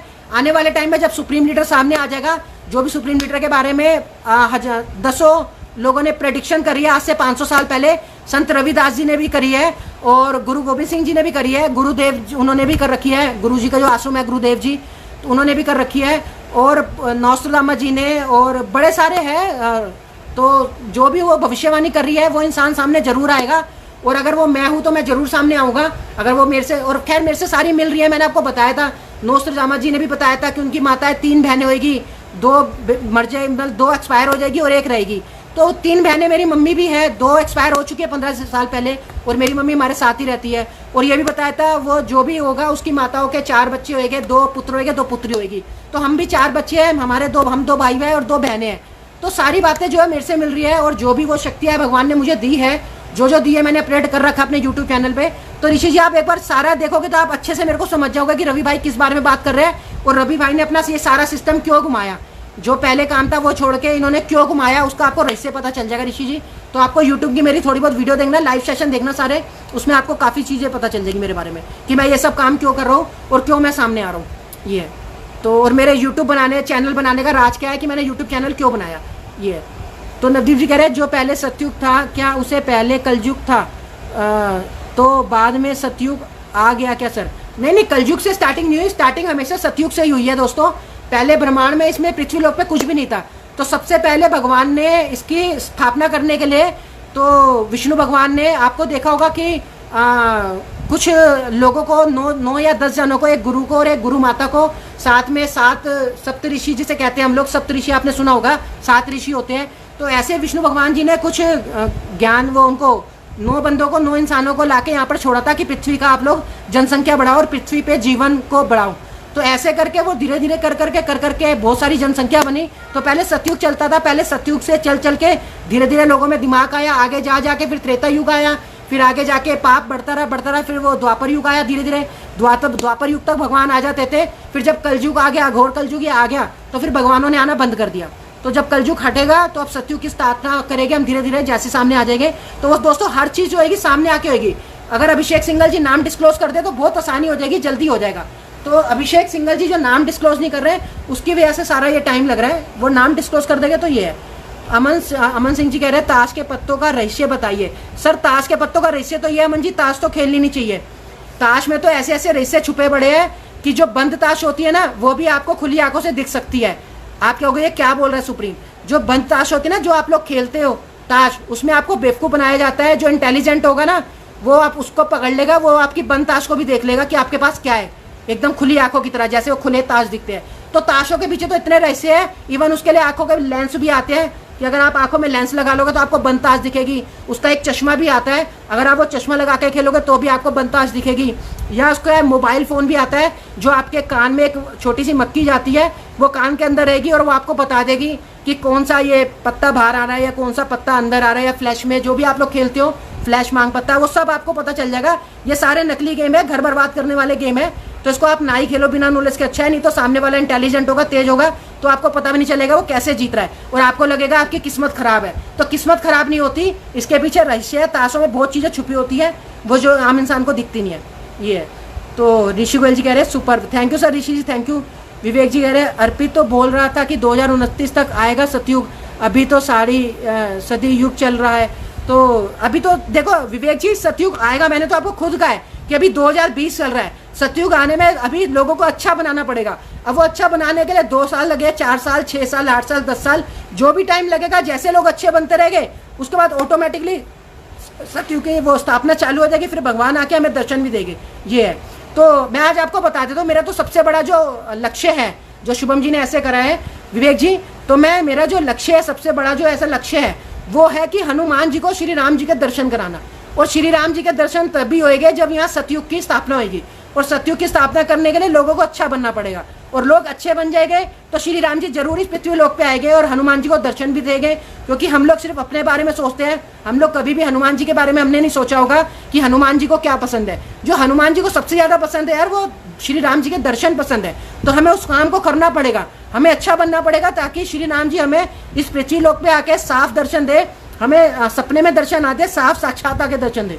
तो साफ साक्षात दर्शन के लिए हमें इसको सतयुग में लाना पड़ेगा, बहुत चीज़ों को चेंज करना पड़ेगा, सिस्टम को बदलना पड़ेगा, कानून को भी बदलना पड़ेगा। जो कानून बने हैं उससे जो चीज़ नहीं हो रही, जैसे कानून बने पड़े, रेप केस नहीं रुक रहे, लड़ाई झगड़े नहीं रुक रहे, मर्डर नहीं रुक रहे, तो बहुत चीज़ें कानून को चेंज करना पड़ेगा। जब आऊँगा सामने तो कानून को चेंज करके दिखाएंगे, तभी सब कुछ सामने होगा। तो ये है। तो मनोज जी कह रहे हैं very good, thank you sir Manoj ji. तो नवदीप जी कह रहे हैं सर कई लोग कहते हैं कि हनुमान चालीसा बहुत पावरफुल है, तो सभी जो ये पढ़ते चाहिए, ज़्यादा गुस्सा आना लगता है, प्लीज़ सर सच्चाई बताइए। नवदीप जी कह रहे हैं कि जो हनुमान चालीसा पढ़ते हैं बहुत पावरफुल होता है। नवदीप जी ये तो बात सत्य है कि जो हम लोग ये पढ़ते हैं हनुमान चालीसा, ये सच में बहुत पावरफुल होता है और ये आपके बहुत काम आता है।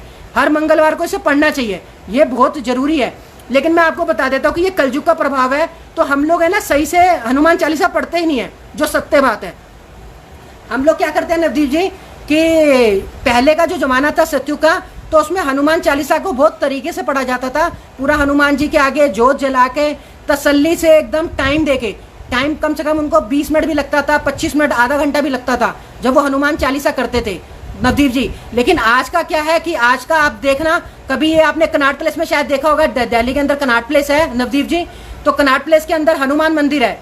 तो आप लोग देखना वहाँ पर जब लोग मंदिर में लाइन में लगते हैं प्रसाद चढ़ाने के लिए, तो लाइन में जहाँ हनुमान जी के दर्शन होते हैं, जहाँ प्रसाद चढ़ाया जाता है उस मंदिर के अंदर, तो उससे पहले ही हनुमान चालीसा दीवार पे लिखी हुई है। तो लोग जब प्रसाद चढ़ाने जाते हैं तो उस हनुमान चालीसा को इतनी जल्दी जल्दी पढ़ते हैं वो लोग, इतनी जल्दी जल्दी, जैसे आपने देखा होगा ऐसे पढ़ते हैं वो लोग, जय हनुमान ज्ञान सागर जय कपि सिंह हो लोक उजागर, ऐसे जल्दी जल्दी बहुत फास्ट वे में पढ़ते हैं। तो ऐसे हनुमान चालीसा नहीं पढ़ा जाता। हनुमान चालीसा पढ़ने का एक तरीका होता है, शांति से तरीके से बैठ के भगवान की जोत जला के तसल्ली से 15-20 मिनट पूरे दिया करो। तो हनुमान चालीसा का सही पढ़ने का तरीका वो है, ताकि श्री राम जी को भी लगे, हनुमान जी को भी लगे कि आपने हनुमान चालीसा पढ़ा है। ये हनुमान चालीसा पढ़ना नहीं होता कि आप लोग प्रसाद की लाइन जल्दी जल्दी चल रही है तो आप सोचो कि मेरा नंबर ना आ जाए प्रसाद चढ़ाने का, तो मैं उसको जल्दी जल्दी हनुमान चालीसा को बोल लूँ। तो ये ऐसे हनुमान चालीसा नहीं बोला जाता। तो हनुमान चालीसा पढ़ने का जो तरीका होता है नवदीप जी, यही होता है, अच्छे से पढ़ोगे तो वो पावरफुल होगा, और वो शांति से पढ़ोगे, एकदम सच्ची श्रद्धा से पढ़ोगे तो वो आपको उसका फल जरूर मिलेगा हनुमान चालीसा का। और आपको काफ़ी नेगेटिविटी से, जो पैरानॉर्मल एक्टिविटी होती है, इससे आपको बचाया जा सकेगा। बहुत चीज़ें आपको पता चलेगी, उससे बहुत फ़ायदा मिलता है। हनुमान चालीसा में बहुत रहस्य छुपे हुए हैं, अष्ट सिद्धि नवनिधि का फल भी छुपा हुआ है जो वो मिलता है, जो भगवान के आशीर्वाद से शायद मेरे को भी मिला है। मैंने आपको एक वीडियो में बताया भी था। तो अष्ट सिद्धि नवनिधि का फल भी देते हैं हनुमान जी, ऐसी बात नहीं है। तो आपको वही शक्ति होगी जो जब वो फल देंगे तो आपको ऑटोमेटिकली शक्तियों के रूप में मिलेगा। तो हनुमान चालीसा में बहुत पावर है, बहुत पावरफुल है, उनसे बढ़कर कुछ नहीं है। हनुमान चालीसा तो एंड तक हमें पढ़ना चाहिए हर मंगलवार को। ये है। तो नवदीप जी आपका आंसर दे दिया मैंने। तो सर क्या बार बिना करे निराशा से होने लगती है? कई बार बिना करे निराशा से होने लगती है, काफ़ी लोगों के साथ ऐसा होता है, what's the reason sir? Sir देखो, आप हनुमान नवदीप जी आपने पूछा कि कई बार बिना कुछ करे वरना निराशा सी होने लगती है। अगर कई बार बिना पाठ करे निराशा सी होने लगती है तो काफ़ी लोगों के साथ ऐसा होता है। तो what is the reason sir, ये पूछा आपने। तो सर रीज़न यही है कि हनुमान चालीसा करने का मतलब ये नहीं है कि आप हनुमान चालीसा कर रहे हो तो साथ साथ आप अपने कर्मों को खराब करो। आज आपने हनुमान चालीसा करा और कल जाके किसी को गाली सुना दी या किसी को गलत बोल दिया या किसी का दिल दुखा दिया, तो ऐसे हनुमान चालीसा का आपको फल नहीं मिलेगा। हनुमान चालीसा का जो असली फल आपको मिलेगा वो तभी मिलेगा जब आप हनुमान चालीसा पढ़ने के साथ साथ अपने आप को एक अच्छा इंसान बना रहे हो और अच्छा बना के चल रहे हो, अपने कर्म को अच्छा रख रहे हो।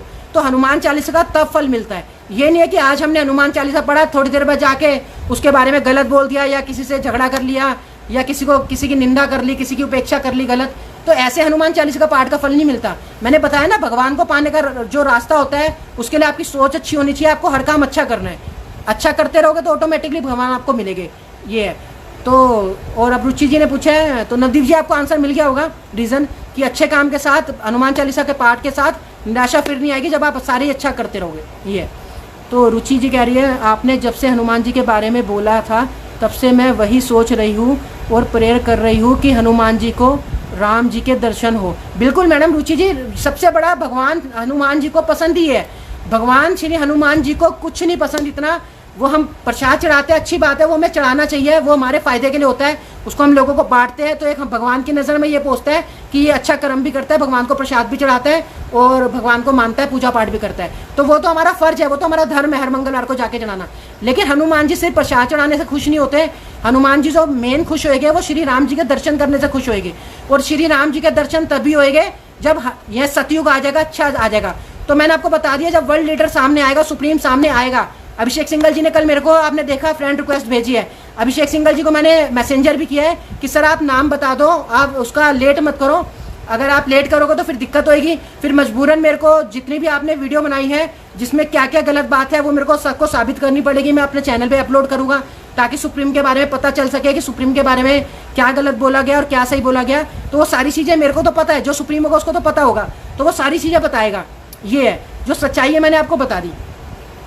तो हनुमान जी के बारे में बता दिया मैंने रुचि जी। तो हनुमान जी का सबसे ज़्यादा जो पसंद है वो दर्शन श्री राम जी के, और श्री राम जी के दर्शन कब होएंगे वो आप समझ सकते हो कि जब सतयुग आएगा, अच्छी चीज़ें आएगी तो पूरा ये भारत अच्छा बन जाएगा, तो भगवान आके साक्षात दर्शन देंगे। फिर भगवानों को सपने में आने का दर्शन देने की जरूरत थोड़ी पड़ेगी। आज भगवान सपनों में आके दर्शन देते हैं। क्यों देते हैं? क्योंकि वो आते ही नहीं, उनको पता है कलयुग इतना है, इतना गंदा प्रभाव है, जगह जगह पे छोटी छोटी बच्चियों के साथ रेप हो रहे हैं और गलत गलत काम हो रहे हैं। तो ऐसे सतयुग नहीं आएगा। सतयुग तो अच्छा सिस्टम बनाने से, अच्छा कानून बनाने से आएगा। तो तो वो जब वर्ल्ड लीडर सामने आएगा तभी कुछ पता चलेगा, ऐसे सामने आने बिना सामने आए पता नहीं चलेगा। उसके लिए वर्ल्ड लीडर का सामने आना जरूरी है। तो नेताजी अभी आए नहीं, इसलिए अब आने वाले टाइम में पूरे वर्ल्ड के जितने भी नेताजी हैं, जितने भी बड़े बड़े लीडर हैं, सबकी पोल खोलेंगे। तो पोल खुलती रहेगी, जब मार्केट में फैलेगी तो अपने आप कोई ना कोई नेता जरूर आएगा। तो जब तक नेताजी नहीं आएंगे तो पोल खुलती रहेगी। अब देखते हैं नेताजी कितना टाइम लगाते हैं और नेताजी के लेट आने में कितना वो है और मेरे ज्ञान में कितना वो है, ये अब हम देखेंगे। दोस्तों अब हम आगे क्या देखेंगे कि जो भगवान ने मुझे ज्ञान दिया है वो कितना पावरफुल है, जिससे मैं सबकी पोल खोलूंगा। अब आने वाले टाइम पे पोल खोलूंगा पुलवामा केस की और ये सर्जिकल स्ट्राइक की और ईवीएम मशीन की, इन 3 चीज़ों की पोल खोलूंगा। काम मैंने अपना स्टार्ट कर दिया है, ध्यान में लगना मैंने स्टार्ट कर दिया है। जब ये पोल खुलेगी तो दोस्तों हो सकता है आपके पैरों तले जमीन निकल जाए। उस पोल को खोलने के बाद ऐसा हो सकता है कि आपके पैरों तले जमीन निकल जाए कि ये क्या हो रहा है हमारे देश के साथ। तो जब वो खोले के बाद को, जब अभी धीरे धीरे भी मैंने वो चीज़ को पूरा देखा नहीं है, जब मेरे को वो चीज़ ध्यान में बैठ के पूरा मैं देख लूँगा, पूरा समझ लूँगा कि वो चीज़ क्या है, फिर मैं आपके साथ डिस्क्लोज करूँगा। तो सुप्रीम लीडर जो है उसको सामने लाना चाहिए। इग्नोर करोगे तो कोविड-19 बढ़ता जाएगा। आज 2 करोड़ से ऊपर हो चुका है पूरे वर्ल्ड में, और भारत में भी आप देख लो तीसरे नंबर पे, और भारत आने वाले टाइम पे दूसरे नंबर पे आ जाएगा।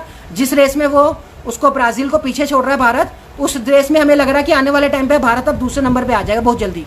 ये है तो अब इससे अब तो अभिषेक सिंघल जी को नाम ले देना चाहिए, जो भी वो सुप्रीम लीडर है, उससे सुप्रीम के लिए भी थोड़ी आसानी हो जाएगी। और वैसे भी सुप्रीम अभिषेक सिंघल जी ने कहा था कि जब भी सुप्रीम आएगा तो मैं उसको साथ देने आऊँगा और मैं उसके साथ बैठ के मतलब सारी बातें आपको बताऊंगा, बातें करेंगे और उसका साथ दूंगा मैं सुप्रीम का। लेकिन सुप्रीम का अभिषेक सिंघल जी साथ दे नहीं रहे, सिर्फ बोल ही रहे थे। साथ देना तो तब तक वो नाम बताते थे सबको, अब तक वो सबको नाम बता चुके होते। ये है तो संजय बांगी कह रहे हैं बहुत बफर करता है आपका बड़ो।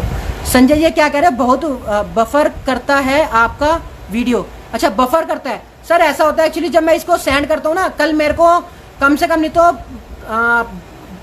15 घंटे लगे सर वीडियो अपलोड करने में, उसमें यूट्यूब में वीडियो एक छोटी सी अपलोड करने में जिसको टाइम लगता है 10 से 15 मिनट, उसको कल मेरे को 15 घंटे लगे हैं। मैंने अपने व्हाट्सएप ग्रुप में डाला, आप लोगों ने शायद व्हाट्सएप ग्रुप ज्वाइन नहीं किया होगा। व्हाट्सएप ग्रुप में 15 से ज़्यादा लोग ज्वाइन हो चुके हैं, जिसमें गर्ल्स भी है बॉयज़ भी है, सारे हैं। तो वो मेरे से जो भी क्वेश्चन करते हैं उसमें मैं उनको रिप्लाई करता हूँ। तो उसमें मैंने कल दिखाया था कि मेरी जो वीडियो है वो यूट्यूब पर अपलोड नहीं हो रही, बहुत प्रॉब्लम आ रही है। तो कल मैंने अपलोड करने में 15 घंटे बाद जाके मैंने आज वो वीडियो अपलोड करी है, जो आप लोग देख रहे होंगे, जो आज सुबह अपलोड हुई थी, मतलब दिन में हुई थी 1:30-2 बजे के आसपास। ये तो सर बफर वगैरह ये जो हो रहा है तो ये तो इसी की वजह से पीछे से प्रॉब्लम है, जो भी है सिस्टम की, ये हमारी नहीं है। तो चलो दोस्तों आज 1 घंटे के लिए आना था, 1 घंटे से ज़्यादा टाइम हो चुका है। अब हम आपको मिलेंगे 12 तारीख को, 12 तारीख यानी कि परसों। आज तो 10 है, 11, 12, परसों हम आपको 12 तारीख को मिलेंगे। और 12 तारीख को हम ऐसा रहस्य खोलेंगे दोस्तों, ऐसा रहस्य खोलेंगे कि आपके पैरों तले जमीन निकल जाएगी।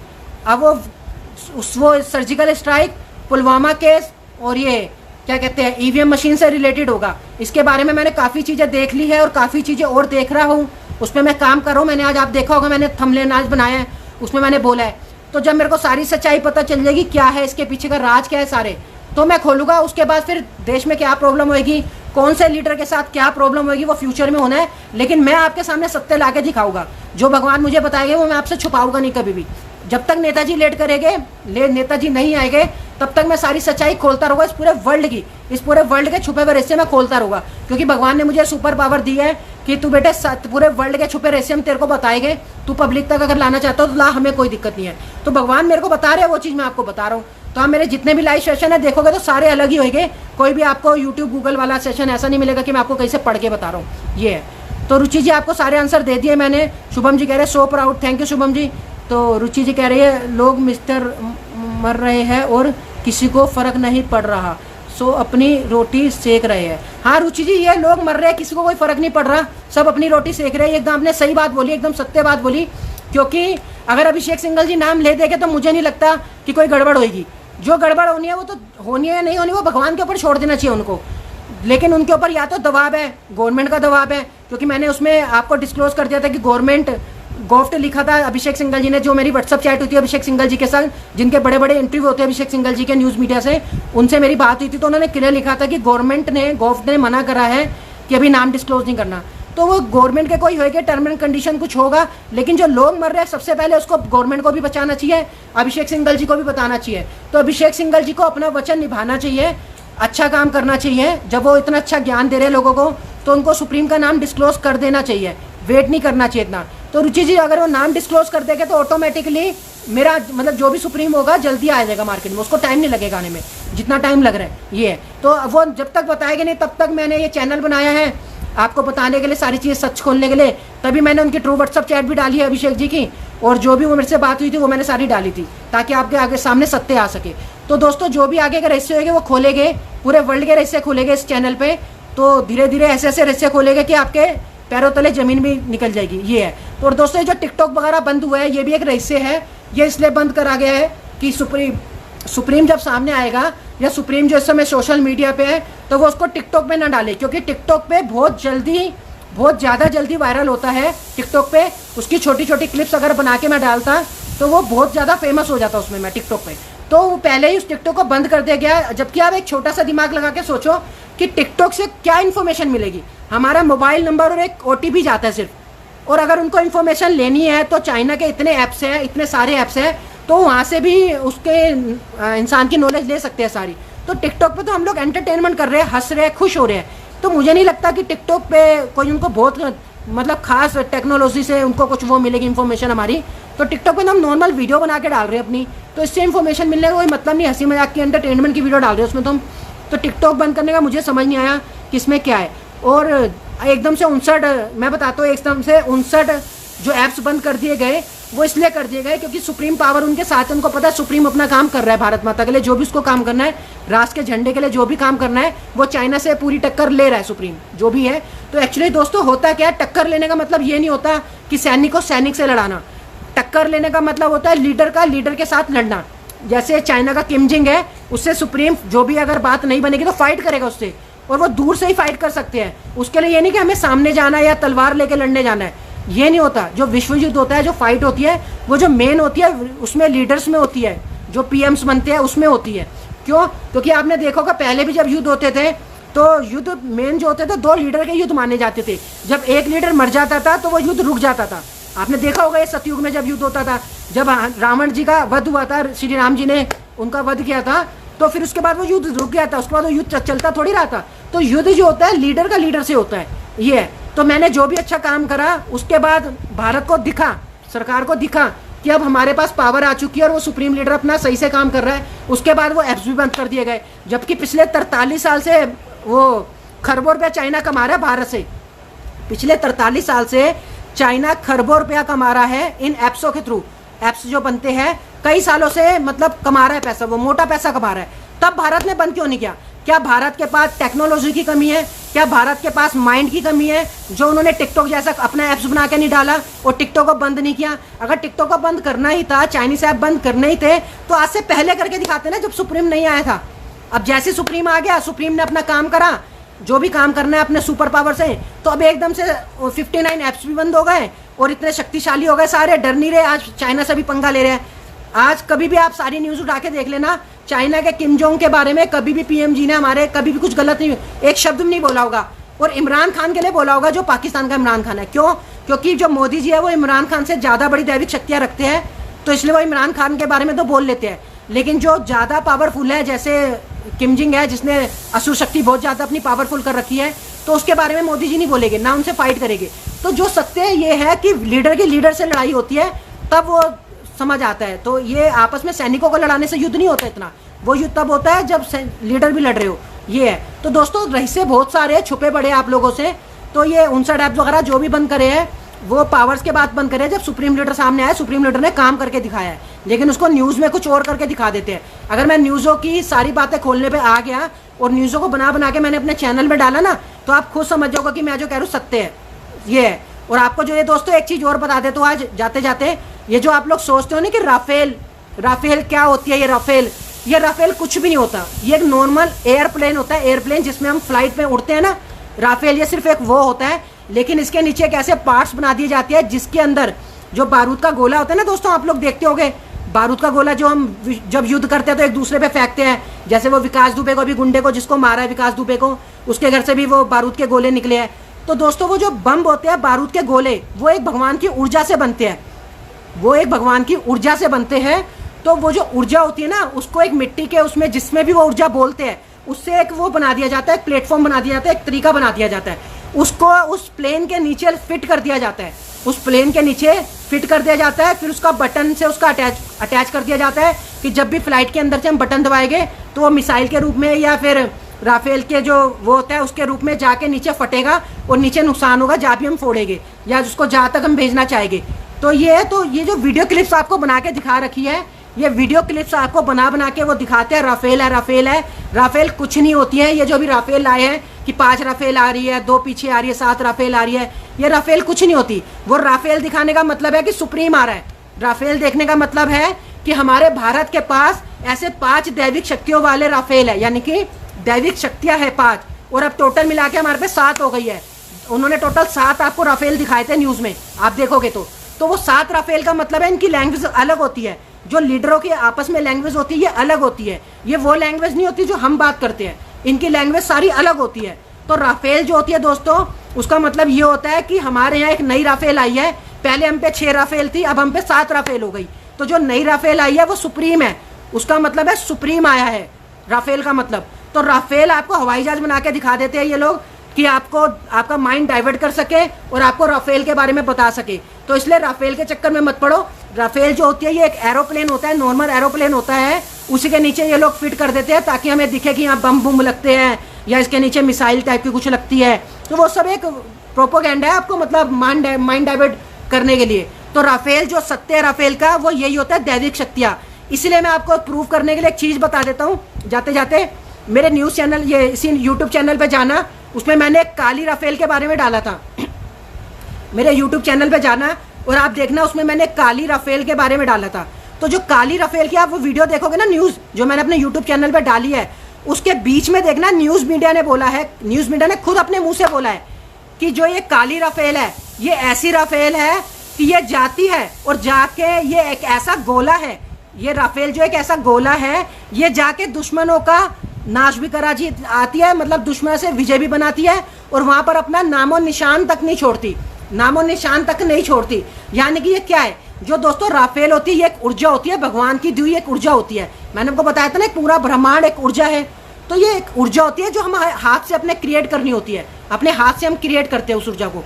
तो उस ऊर्जा को जो क्रिएट करके हम जब सामने वाले को छोड़ते हैं तो वो जाके ऊर्जा उसको लगती है और उसको उस चीज़ का इफेक्ट पड़ता है। तो जिस पे ज़्यादा दैविक शक्ति होगी वही इफेक्ट उस पर डाल सकता है। जैसे पहले आपने सतयुग में देखा था कि जिसकी ज़्यादा ऊर्जा तेज होती थी वो वैसे जीतता था, मतलब युद्ध में जीत जाता था। जैसे वो धनुष को लेते थे, धनुष को तीर को लेके यहाँ लगाते थे और यहाँ लगा के वो उसमें ऊर्जा डालते थे अपनी कि उसको कौन सी पावर इसमें डालनी है। उसके बाद वो तीर छोड़ते थे। तो जिसकी ऊर्जा ज़्यादा होती थी उसका तीर जीतता था, जिसकी ऊर्जा कम होती थी उसका तीर हार जाता था। तो ये चीज़ तो आपने सतयुग में देखी हुई है। तो वो हवा में पहले तीर जाते थे, अब हवा में ऊर्जा जाती है। जो भगवान ने कलयुग में दिया वो ऊर्जा दे रखी है। अब कोई तीर नहीं दे रखा कि हम ऐसे तीर फेंकेंगे तो वो जाके सामने वाले को लगेगा। अब जो है भगवान ने ऊर्जा दे दी है, तो उस ऊर्जा के थ्रू हमें काम करना होता है। तो ये वर्ल्ड लीडर जितने भी हैं, जितने भी पीएम बनते हैं, ये सब दैविक शक्तियों से बनते हैं, ऊर्जा से बनते हैं। इनको चाहे पढ़ाई करी हो या पढ़ाई ना करी हो, या इन्होंने कोई प्रधानमंत्री बनने का कोर्स भी ना किया हो। आप देख लो कितने प्रधानमंत्री हैं जिन्होंने कोई कोर्स वोर्स नहीं करा, नॉर्मल पढ़ाई करी होगी या थोड़ा बहुत पढ़े होंगे तो वो आके प्रधानमंत्री बन जाते हैं। और इवन जिनको इंग्लिश भी नहीं आती तो वो साथ में रह के वहाँ टीम से इंग्लिश भी सीख लेते हैं साथ साथ रह के। तो दोस्तों ये है जो सच है जीवन का कि राफेल वाफेल कुछ नहीं होती है। ये कह रहे इतनी राफेल है उतनी राफेल है, सब बेवकूफ़ी है। ये आपका माइंड डाइवर्ट करने के लिए है। राफेल जो होती है सुप्रीम है और सुप्रीम से पहले 6 राफेल भारत के पास जो है दैविक शक्तियाँ, यानी कि 6 दैविक शक्तियाँ हैं जिससे भारत अपने आप को प्रोटेक्ट करता है कि कोई गलत बाहर की जो लोग हैं वो हमारे देश के लोगों को तंग ना कर पाए। उससे प्रोटेक्शन के लिए वो दैविक शक्तियों का यूज़ करते हैं वो 6 लोग। अब 7वां लोग जो है वो सुप्रीम आया है। तो सुप्रीम लीडर जब सामने आएगा तब वो अपनी दैविक शक्तियों से काम करेगा और तब सबको पता चलेगा। तो ये राफेल वाफेल के चक्कर में मत पड़ो, कुछ नहीं होता राफेल, ये है। तो संजय जी कह रहे हैं सबका सतयुग अलग हुई, यहाँ बहुत से। तो चलो दोस्तों अब बहुत सारी बातें हो गई। सब कह रहे हैं गुड नाइट और सब कह रहे हैं ताले भी मार रहे हैं, सब अच्छे अच्छे सुपर बहुत अच्छे अच्छे कमेंट्स दे रहे हैं, थैंक यू गुड सब कह रहे हैं। तो ठीक है सर, अब बहुत ज़्यादा टाइम हो गया है, 1.25 घंटे से ज़्यादा हो गया है। तो अब बाकी अब जो हम करेंगे परसों करेंगे 12 तारीख को, कल का दिन हम लोग वेट करेंगे, कल का हम वेट करेंगे और परसों हम 12 तारीख को आएंगे सामने। 12 तारीख को जब हम सामने आएंगे तो आपको पुलवामा केस की सारी हकीकत बताएंगे और इसके बारे में बताएंगे क्या कहते हैं ईवीएम मशीन के बारे में और सर्जिकल स्ट्राइक के बारे में बताएंगे। और जब हम बताएंगे तो आपके पैरों तले ज़मीन निकल जाएगी। जो सारी सच्चाई आपके सामने हम बताएंगे। अभी मैं उस काम में लगा हुआ हूँ, आज भी लगूंगा, कल भी लगूंगा, 2 दिन मेरे को और लगेंगे, मुझे मेहनत करनी पड़ेगी, मैं करूँगा, भगवान से पूछूंगा। तो जो चीज़ मेरे को पता चलेगी वो हम 12 तारीख को खोलेंगे। तो 12 तारीख को बहुत बड़ा रहस्य खुलने वाला है। 12 तारीख को आप सारे ज्वाइन करें। 12 तारीख को शाम को 7 बजे हम जरूर मिलेंगे। जन्माष्टमी भी है उस दिन, तो हम हो सकता है टाइम चेंज कर देगा। टाइम चेंज होगा तो हम आपको कल अपडेट कर देंगे अपने फेसबुक और व्हाट्सएप ग्रुप में। हो सकता है हम दिन का टाइम रखें, 2 बजे का या 3 बजे का।